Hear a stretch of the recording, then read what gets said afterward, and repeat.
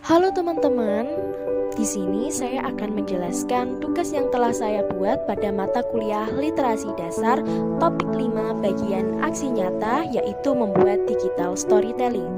Tugas ini saya buat berdasarkan pengalaman terhadap proses belajar literasi saya selama ini, yang mana menceritakan pengalaman mengharukan atau membahagiakan sesuai dengan kondisi saya dan harapan jika suatu saat nanti saya berkontribusi di dunia pembudayaan literasi. Sebelumnya, perkenalkan saya Dian Ratna Khairunisa, mahasiswa PPG Prajabatan Gelombang 1 tahun 2024, Rombel 3 PGSD Universitas Negeri Semarang dengan NIM 24980103660. Pengalaman. Setelah saya mempelajari tentang mata kuliah literasi dasar, saya memperoleh pengalaman pengembangan diri sebagai calon guru profesional untuk meningkatkan kompetensi kemampuan literasi secara berkelanjutan melalui berbagai strategi. Salah satunya yaitu 5T plus 1A, yaitu mengenai time, task, text, teaching strategy, talk, and assessment. Harapannya setelah mempelajari mata kuliah literasi dasar ini, saya dapat mengimplementasikan ilmu yang saya dapat untuk berkontribusi mengembangkan budaya literasi baik di lingkungan sekolah maupun di masyarakat.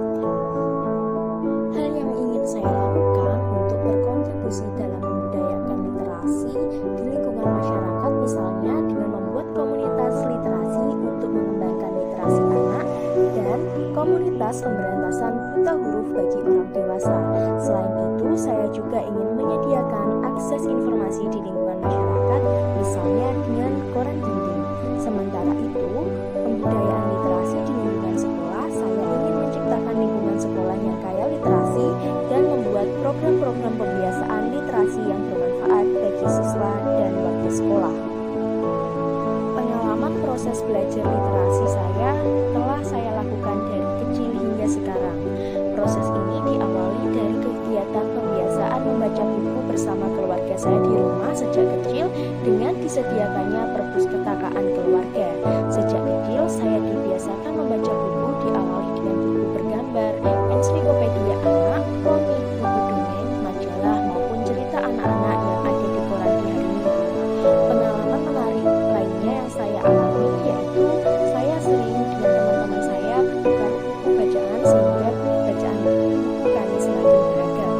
Pengalaman lainnya, saya pernah juga mengikuti lomba mengarang cerita bahasa Jawa ketika duduk di bangku sekolah dasar dan mengikuti grup peminatan bercerita bahasa Indonesia ketika duduk di bangku SMP.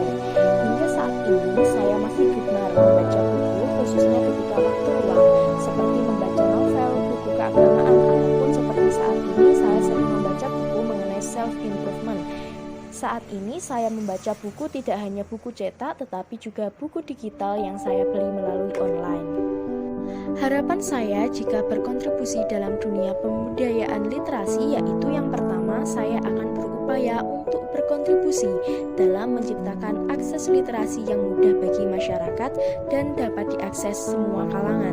Sebab kebanyakan saat ini hampir semua orang dapat membaca tapi belum memiliki minat baca. Yang kedua, saya berharap saya bisa bekerja sama dengan berbagai pihak untuk membuat komunitas literasi khususnya bagi anak-anak, sebab dalam membangun sebuah budaya literasi akan lebih mudah jika dilakukan sejak dini.